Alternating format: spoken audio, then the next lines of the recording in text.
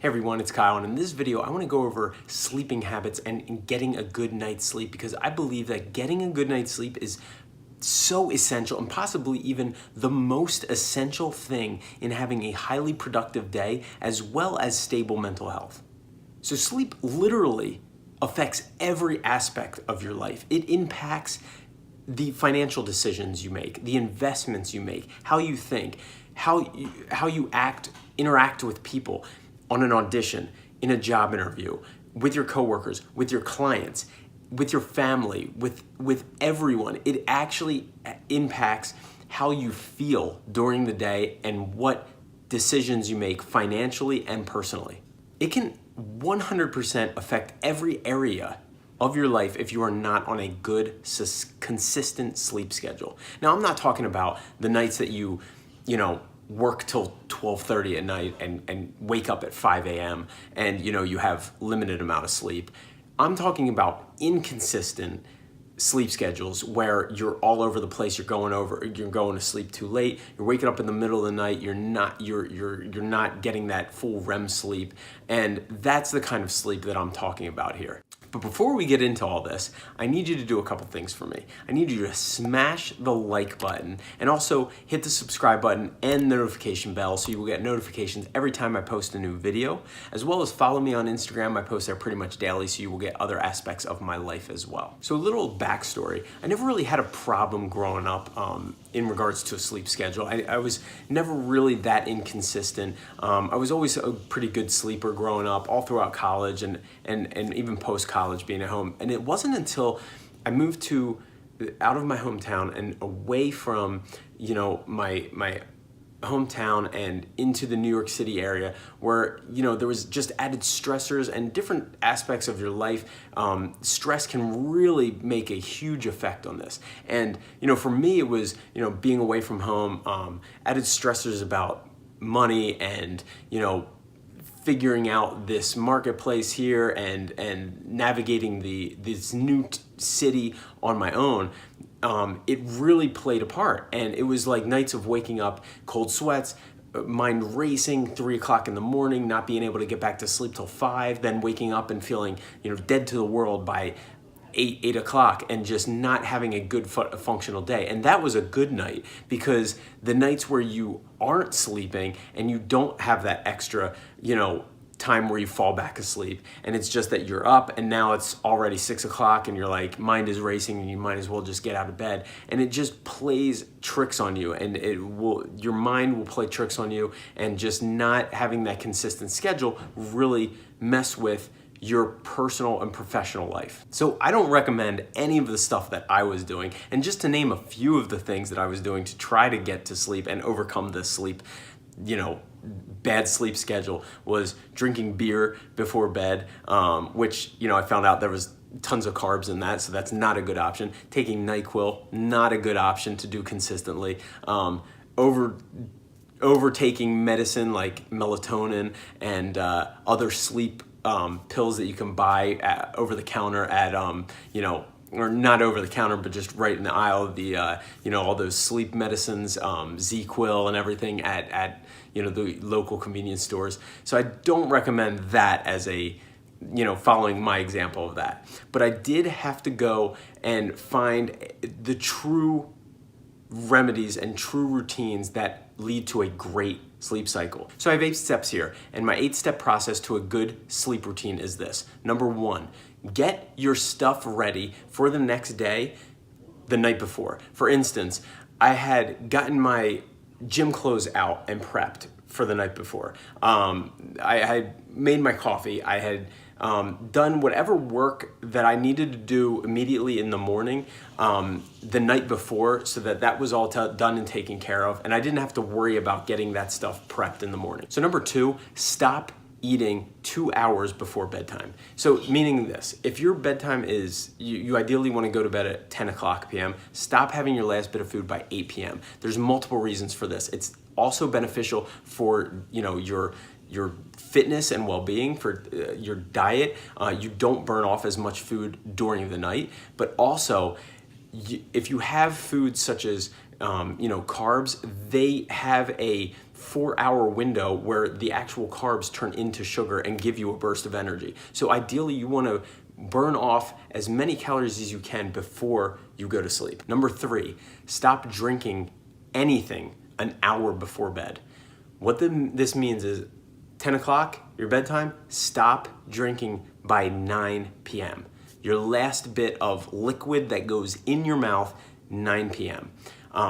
There's reasons for this, and one of the biggest reasons for this is you don't want to get out of bed in the night and be woken up by having to go to the bathroom. If you do have to do that, your added motions of you getting out of bed will sometimes disrupt you to have a full night of sleep, meaning that not always when you come back to bed will you be able to fall right asleep. Your body, your movement, getting up and going can sometimes disrupt this to where you start thinking about something. You don't want to have anything that interrupts your sleep at night, because if you somehow go to the bathroom and you're now thinking about something that you have to do the next morning, now it just interrupted and you got your brain going, and it will continue to interrupt it throughout that night. Step 4, keep a pen and paper near your bedside. The reason you do this is because there may be times that you wake up and you think about something you have to do the next day. Now, if you have a pen and paper there, it's basically getting it out of your mind onto the paper. You don't have to worry about forgetting it. You run into the trouble of when you're thinking and your mind is racing and you're thinking about things that you have to do and things you have to accomplish in the morning, and you don't want to forget them. That's where the trouble comes in, because then you start thinking about them. If you write them down, say you have an email to send out, you write down the email, you have somebody to call, you write down who to call. If you missed, getting back to somebody during that day, you write it down, you get it out of your mind, you get it on the paper, and you don't have to worry about it until the following morning. So number 5, try not to be active before bed. Besides brushing your teeth. I mean, you got to brush your teeth before bed, but try not to be active in regards to doing the dishes or, doing other household chores before bed. Ideally, you want to relax yourself as much as possible. Now, if you want to brush your teeth, the best possible scenario is to brush your teeth as soon as you get done drinking your last bit of anything. And, now you have the time, you brush your teeth and you take that time before bed. It should always be all about calming yourself and letting your mind adjust and just slow down and just kind of getting ready for bed. Number 6, keep water near your bedside. So, when you wake up and you're just like, mouth is like so dry and you just, you need that glass of water. This is all in relation to not having to get out of bed to go get something. Because once you do that, you just start the whole cycle of your body's moving. You might run into the problem of thinking about something while you're getting that drink of water, and you want to avoid that at all costs. So keep a glass beside your bed, and remember, don't drink for an hour before bedtime, but just have that full glass so that if you do wake up and you need that sip of water, you take a sip and you're able to fall back asleep. Number 7, turn off all electronic devices as much as possible an hour before bedtime. So if you're going to bed at 10, stop looking at your phone by 9 p.m. I always suggest just keeping your phone plugged in, getting it away from you. Now, this is, if you want to do this and turn off the TV, maybe do that to start getting in a good routine so that everything is off. But I don't mind watching TV until, you're starting to feel tired and then you go into your bed. I wouldn't suggest that if you have your TV in your bedroom that you watch that. If you do want to watch it out, like if you're in the living room, I would never suggest to watch TV, at least when you're starting to get into a good sleep cycle. Never watch TV to fall asleep in your bed. It's just not a good, way to go about it. I would try to do it in the living room and then just use your bedroom as a place where you go to sleep. So number 8, it's kind of like a bonus thing, but it's something that I've discovered and it really helps me. It's kind of like my routine that I almost have to do every night, is having some kind of tea that helps you get to sleep. Whether it's chamomile, 2 things, one is chamomile and the other is sleepy tea. You can get a sleepy tea at, I believe it's just the brand is called Sleepy Tea. It's at, Acme's or, any kind of grocery stores.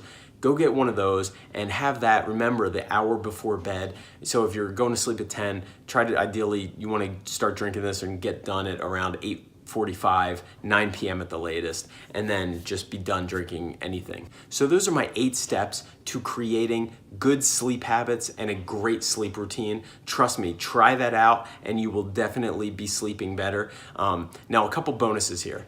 If you do drink alcohol, try to remember, drink that as early as possible. Do not drink that right before bedtime, at least the hour before, at least. But ideally before that, and you want to have that like sleepy time tea after it, and you want to cut that any kind of drinking off an hour before bedtime. It's mostly so that you don't have to wake up to go to the bathroom, because you don't want to have to, you want to alleviate any reason to have to get out of bed during the middle of the night. Another bonus is to drink a full glass of water, ideally around, after you had your last bit of food or right before, definitely before that hour. So have a full glass of water because this hydrates you. And if you've ever woken up and you feel in the morning where you're just dehydrated and you got to get water into your body, that's because when you're sleeping, you dehydrate yourself. So ideally,